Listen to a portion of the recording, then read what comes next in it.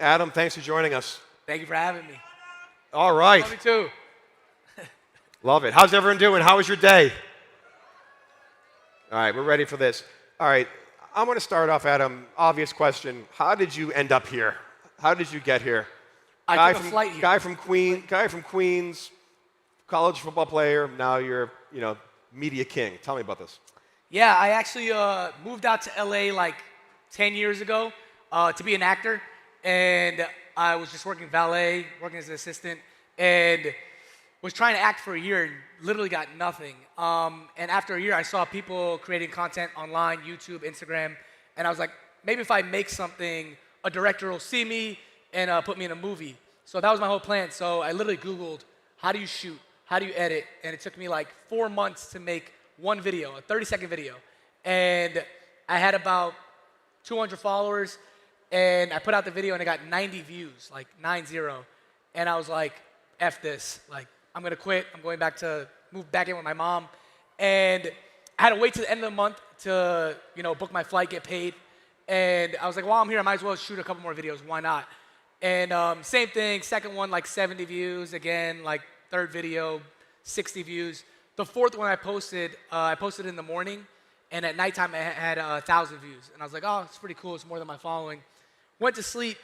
Next morning, it had 400,000 views. And it went viral overnight. And that was back when 400,000 views was a big deal.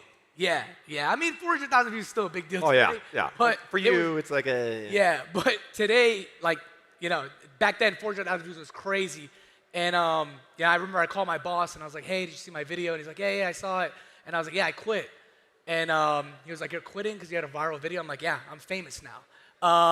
And I made a video every single day. The next video I made only got 400 views, so I was kind of panicking. But I knew that I made something that people loved and that I would make a video every single day just to get that same result. And I did, and I got to 500,000 followers in 6 months. And now somewhere around 65 million 10 years later. Say that number again? 65 million followers. 65 million followers. But you were telling, yeah, incredible. You were telling me backstage you still had that discipline of shooting a video almost every day or a couple times a week now. And I think your process is amazing. Please share with us like kind of your creative process from idea to posting. Yeah, I mean, so I posted every single day for 5 years straight without missing a single day. And then currently, I've been posting every other day without ever missing. And you can see the videos and they look really polished, but the actual process of how I do it it's pretty toxic. I wake up at like 6 a.m.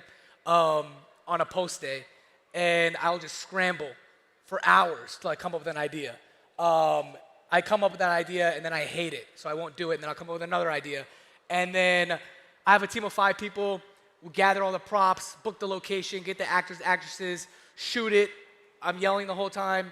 My editor's on site, we edit it right away, and then I post it. And then the next day, which is not a post day for me, I have meetings, this, that, whatever. So I actually refuse to think of ideas any other day aside from my post day. So any video you ever see of mine, that video was ideated that morning. I love it. And actually, I was lucky. I did a story with Adam a few months last year, and I tagged along on a video. It was a 1-minute video. It got 500 million views, so it was a successful one. But that 1-minute video took 9 hours to shoot. And he had prosthetic faces on, and there's 9 locations. So it's short form, but it's anything but short to make. Yeah, I mean, I was telling Steve the whole time, I'm like, you can go home. You don't have to stay for the whole video. I think he actually did leave at one point because he had to catch a flight. I did leave. Had to catch it eventually, yeah. Yeah, but he stuck around for at least 6 hours of the shoot. But yeah, there's just so much that goes into 1 minute. Sometimes you see something that's a minute and you don't think it takes that long. Some of these shoots take a full day, but I think the attention to detail and really being like meticulous about the craft and the energy that you put into it is ultimately why it's so great and does so well. And you're making a mini movie, and a lot of people overlook that. And I feel like that's a misconception for a lot of people on social media.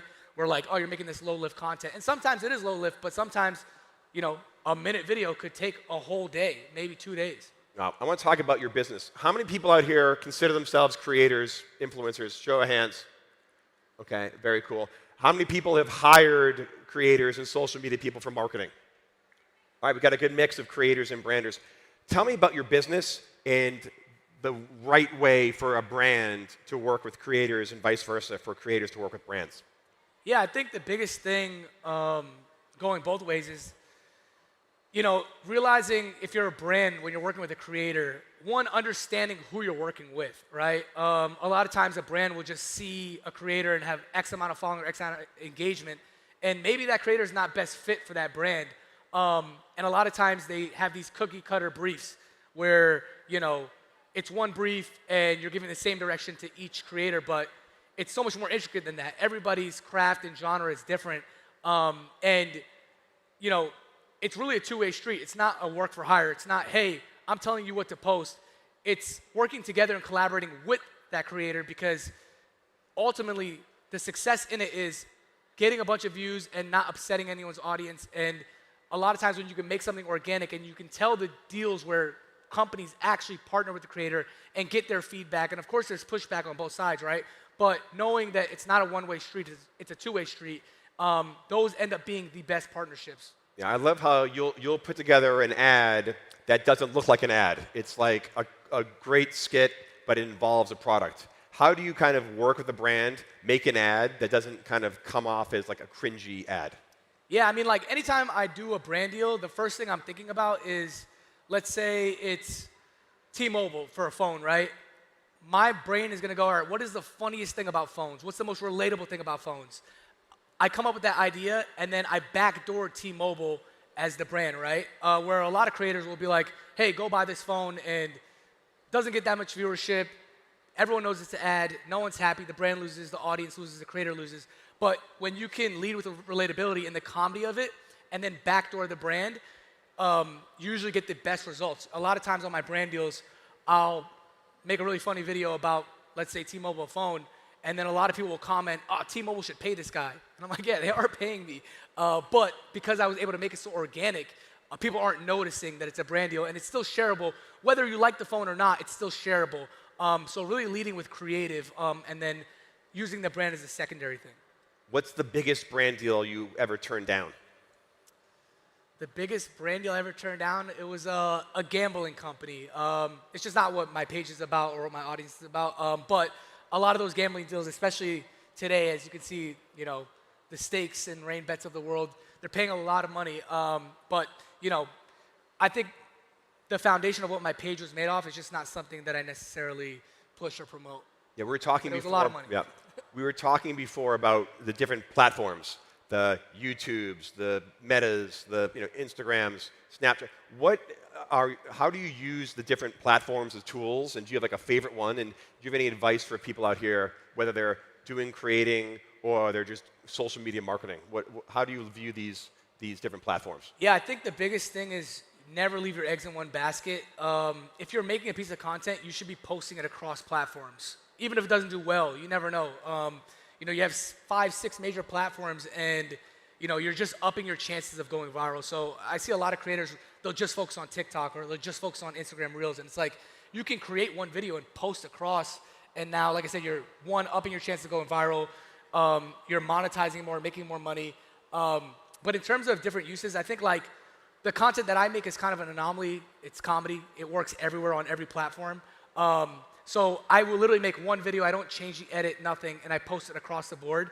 But when it comes into long-form content, which is a whole nother strategy, of course, Facebook and YouTube, a lot of creators don't utilize Facebook. There's so much money to be made on Facebook and so much audience. I think Facebook is actually the most active platform in the world, 3.5 billion active users. So really just making sure you use every single platform. It just takes an extra second to press post. Wow. I mean, your comedy gets more views than any comedy movie they put out.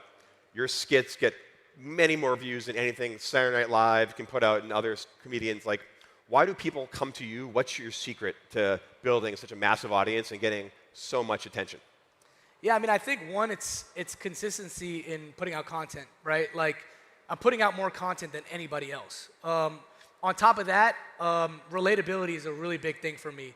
A lot of the things that I think are funny, personally, might not be as relatable to the entire world. So one of the things I always do is I try to put myself in the shoes of, if you've never seen me before, you have no clue I am, in the first 5 seconds of my video, is this relatable to you? Do you understand what's going on? And another thing that I do too that just drives so much traffic and audience is if you can't understand my video on mute, then I won't post it. So everything I do is so visual, and the dialogue is just something that enhances the video, right? But ultimately, you have to be able to understand it on mute, because a big part of the viewing experience on content is, people are watching on a noisy subway, probably in school, at work, where they're not supposed to be watching content. So it's really important to stay visual. But things like that allow me to just get more viewership than most people. Yeah, and you translate. You don't have to understand English to get your jokes. It's universally funny no matter what your language is, which I imagine really expands the audience. Yeah, for sure. I mean, I think even with anything, even outside of comedy, people just want to feel an emotion, and language doesn't always do that. And you're going to reach way more people doing something visually. I love it. If you were starting social media right now, what advice would you give yourself? I mean, I think a big roadblock that I had was I cared so much about what other people thought, and it held me back from just trying ideas. And, when you first start, that's the best time. You could try anything. If no one's even watching, like when I was making videos, like my friends and my mom were watching, who cares what they think, right? It gets a little harder as you start to build an audience, because now you have the pressure of people watching and you want to put out the best quality content. But in the beginning, it's just having as much fun as possible. And even as you grow, you still want to always keep that principle of just having as much fun, trying stuff, not being afraid to fall flat on your face. So, if I wasn't so worried about what other people thought, I probably would have been where I'm at faster. I love it. And you have a media empire business. You're also getting into the app software empire, you were telling me. Can you share a little bit about this? Because this is fascinating. Yeah, absolutely. So I just launched the app. It's called DoubleView. It's a software that I created. One of the biggest issues I've had with doing long-form content is that it just takes so long. It's very hard. I mean, besides maybe a Mr. Beast, there's not really any creators out there that are successfully crushing long-form content and short-form content simultaneously. And the reason why I wasn't able to do it is because I'm not going to film something, on my phone this way and then flip it and then film it that way. It just doubles my time. So I actually built a software that allows you to film vertically and horizontally at the same time, and you get 2 files, which as a content creator, it basically doubles your revenue without doing double the work. So you can literally film something once, and you can take that 1-minute cut, put it on Shorts, Reels, TikTok, and you can take that landscape cut that's more extended, put it on YouTube, Facebook, and monetize it. So, it truly revolutionizes the way creators will film moving forward. Love it. And how are you using your platform to kind of get the word out on that? Yeah, literally just telling people exactly what it is. Obviously making comedy videos about it. Like when you go to a dinner and everyone's like, take one like this, take one like this. Relatable ideas like that people struggle with. And it's not even a content creator thing. I mean, you go to any concert, any sporting event, every single person has their phone out, recording, going like this, going like this. So it's really solving the issue. People are doing it right now. Yeah. Yep. Exactly. So download my app. Yeah. It's called DoubleView. Yeah. Leave a rating. But yeah, it literally changes the landscape. And literally, I created it because it was something I struggled with as a creator. It's not like I was sitting in my room and I was like, I want to come up with a genius app. It was just something that I actually struggle with. And no camera in the world on any phone or professional camera does this, which is mind-blowing. So it's really a tool to just help anybody who wants to storytell and give them the opportunity to make more money off their content and give them more formats. Wow. You said you shoot every other day. You put out so much content. You love it, but it's a grind. You can't be on that content hamster wheel forever. What is your end goal in the sense of if you and I are sitting here in 2-3 years, what is the business of Adam W. going to be like then? Yeah, I mean, I don't think I'll ever stop doing the content that I'm doing. I may slow down a bit on it, but my goal, the reason why I even started this is because I want to make comedy films. Now, where those comedy films live, I think that narrative is changing, right? I'm going to do my first movie on YouTube, and I want to exclusively release it on YouTube because that's where my audience is at. And, I've spent years building this audience, and there's always been this pressure of take this audience and go to traditional Hollywood, but why would I? My audience is already here. Why can't I just create a multi-million-dollar budgeted film and put it on my own channel and, you know, give it to the people who supported me since day one and the reason why I'm even here, right? And I feel like even with Mark Flyer, Iron Lung, I don't know if you're familiar with that film, you know, it was self-released through his YouTube, and, you know, he got a lot of people to go to the theaters and watch it. And I think we're starting to see that model change. And you make money off AdSense? No, he actually used his audience and gave them a behind-the-scenes look of the entire film, like from start to finish. And I believe he made around $60 million in the box office just from that. Wow. Solely from his audience, self-distributed, not working with a big studio. And we're starting to see more creators, even like myself, start to take that path. So it's interesting to just see where creator Hollywood and Hollywood, you know, it starts to combine, and we see the new talent of Hollywood being creators on social media. Do you have a script? Yeah, I have a script. I have everything ready to go. Planning to shoot in November. No way, that's amazing. Are you self-funding it? Yeah, I have some investments from some companies, but self-distributing it through YouTube. All right, that's amazing. Can I be an extra in it? You know what? Can I be an extra? We're going to have to give you an audition. Yeah, But we'll do it back here. I'll show you my tape. Well, unfortunately, we're out of time, everyone. It's been an incredible day, and finishing with Adam is incredible. So thank you so much. And see everyone tonight at the City Crawl. Thank you.